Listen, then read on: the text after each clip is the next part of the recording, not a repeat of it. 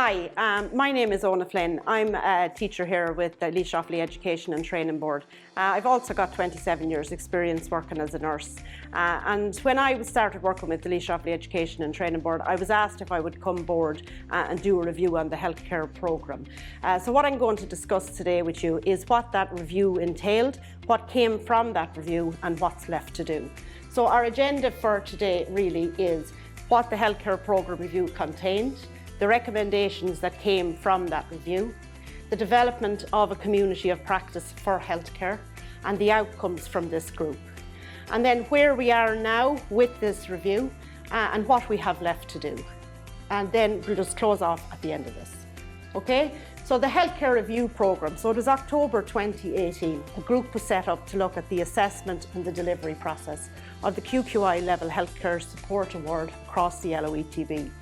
It was coordinated by the Quality Assurance Department, and an external facilitator was also brought in order to lead the group. Then there was teachers from across the LOETB who all had clinical background in healthcare and who all had experience delivering the programme across different sectors. So 3 meetings were held from October 2018 to December 2018, and a report was produced from each meeting. And out of those reports, it formed the basis of a draft recommendations from that group on the review. So the draft recommendation then was presented to senior management team within the Laois Offaly Education and Training Board in January 2019. So recommendations from this document, what came from it? We had to look at the assessment design and assessor delivery and grading of all the modules across the programme. There was a great risk of variation from teachers on the group. We had teachers from PLC, teachers from part-time, teachers from night class. Myself, I was night class at the time. And that there was different interpretations about the assessments across all of our programmes. So we needed some sort of uniformity, we needed some sort of standardisation to come out of that process. The programme duration then, there was a vast difference here again. Across the centres as to the amount of hours that were actually allocated to delivering these modules. Bear in mind, they're all the very same modules delivered in different contexts. So there was too much variation here, which we felt would also affect the standard of those programmes. The access to resources for teachers. A vast difference across all centres again. At the time, there was only one fully equipped skills lab across the Laois Offaly Education and Training Board. And like myself, most of the teachers talked about going around with a box of equipment in the boot of their car that they'd acquired over time themselves. So we were relying on our teachers too much to provide the necessary equipment. So we had to look at the resources for the teachers. The application process, there was a feel that there was people applying for this course or coming onto the programme that really weren't academically at the correct level at the time. And this again was affecting the delivery of the programme and affecting the standard of healthcare worker that we were sending out to work in the healthcare sector. So we needed to facilitate some sort of consistency so that we could again improve the standard of healthcare worker that we are providing. The class size, massive variation here again, depending on whether you were on a PLC programme in Laois or in Offaly, night classes in Laois or in Offaly, there was huge difference to the amount of students that were part of a class.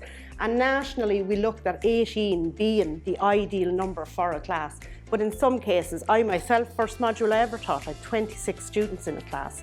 And I mean, it was crazy to try and get, the correct standard and proper delivery and assessment of all those students. So outcomes from this meeting with the senior management was to develop a community of practice to look at these recommendations in more detail and see how we could improve that standard.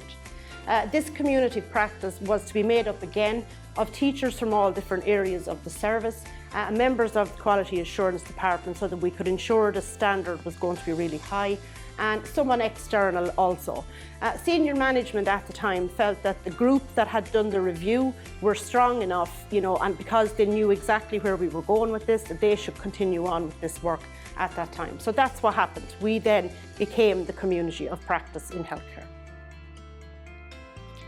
So the agenda for the community of practice then, what we looked at initially was the enhanced assessor packs had to be designed by this community in practice to ensure that there was consistency. And we felt that if we had a standardised brief template, that this would start, with the improvement in the standard of what we do.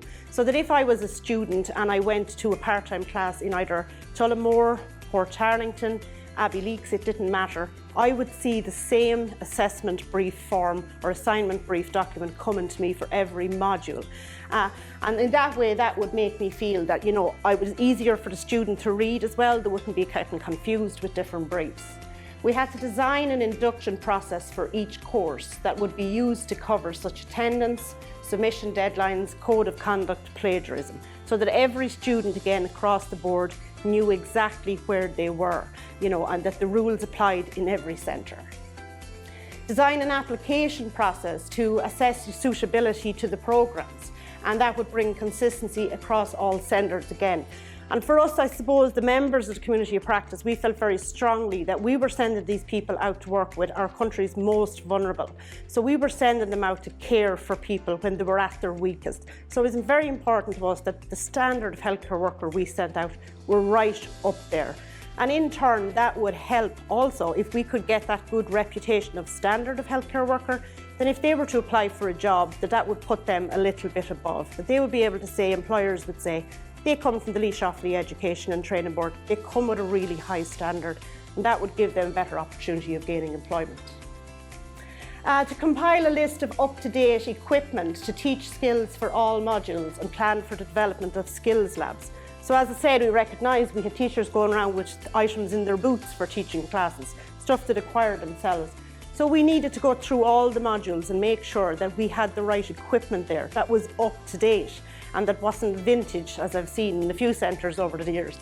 That it would ensure the service provider, I suppose, that when the healthcare worker went out, they'd learnt the skills really well. To review the programme module descriptors and generate some sample briefs. When I first started my very first module, I was handed a module descriptor, off you go and teach it. I had no idea what was standardised within the centre at the time. So we thought that if we had some sample briefs, some sample exams, that when new teachers came on board, they could have access to them and it would help guide them and help keep with our standard as well. And then to create a platform where all the teachers could assess all this information whenever they needed it. So where are we now? The assessment brief templates were created in September 2019 and they're in use across all of our centres. I only recently checked on this with the QA department to see is everybody using them, and it does appear that everybody is using them. The marking scheme templates were also created and in use across all the centres, and the scheme of work and lesson plan templates were also created. And there's an example here of a marking scheme template that is in use. So we assess that into every module that we deliver. The following modules: infection prevention and control, safety and health, and work experience, team working. They were reviewed by the community of practice, and sample assignment briefs and exams were created for all of those modules. An induction presentation was created for all healthcare and nursing programmes by the QA department and has been rolled out across all the programmes in all the centres in the last year. So when you come in and you join the LOETB for the healthcare modules, you get the very same induction. It doesn't matter where you go. And again, this is an outline here of our template for a lesson plan. The decision that team working would be delivered in place of communications for the healthcare award.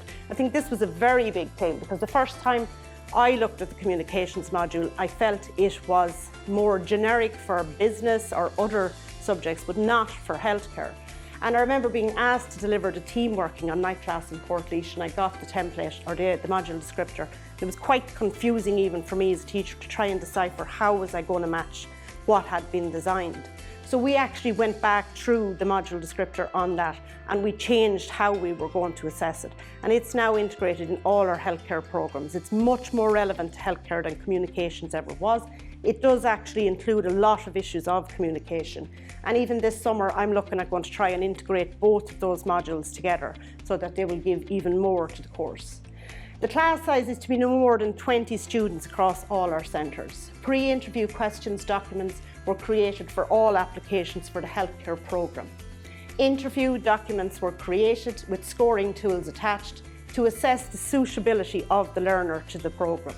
Now, that's not saying that we're going to tell people, right, you can't come on the programme at all. If we think people aren't academically up to the level at the time, then we also have a level 4 introduction to healthcare that we might encourage them to take part in first. But obviously, It's healthcare, it's vulnerable people. We have to have a standard.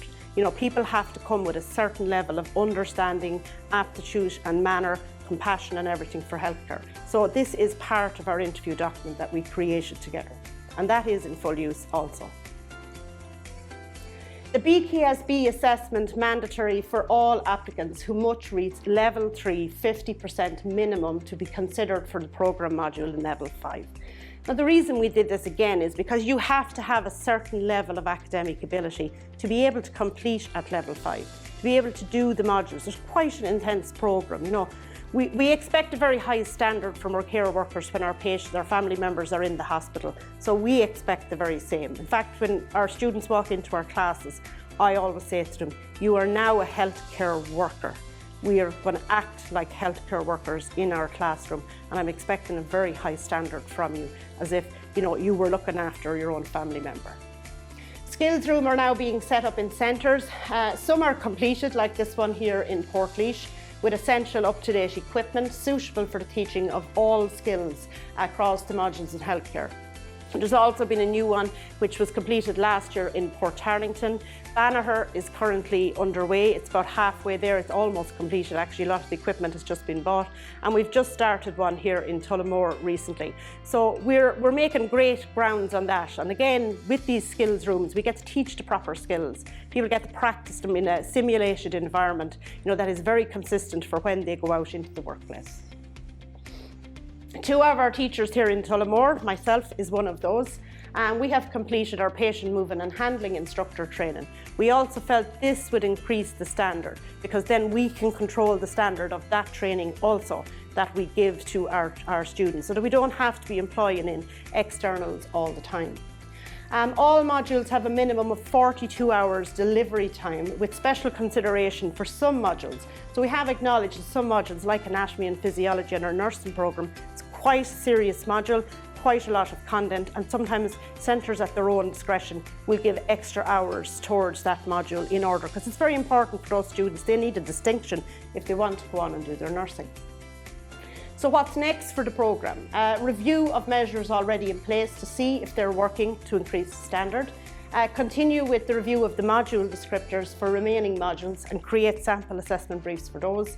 Continue to develop and update skills rooms across all our centres, and training and upskilling for our teachers in patient moving and handling, first aid responder, so that we can deliver our own training here for our own students, and this should help overall improve the standard of the programme that we deliver. So that's all I have for you today, and I mean, for me personally, from the first day I started to right now, I've seen massive experience, and I'm only with the LOETB full-time for a year and part-time for about 4 years, and I've seen a huge increase in the standard of the healthcare worker we send out there. In fact, one of my students this year had been here in 2011 and didn't complete the programme, and came back this year on the PLC, and she said it was unbelievable to her how high the standard has got and how the massive improvements that have been across the programme. So I suppose that's a testament to the work that we've done. So that's all from me. Thank you very much.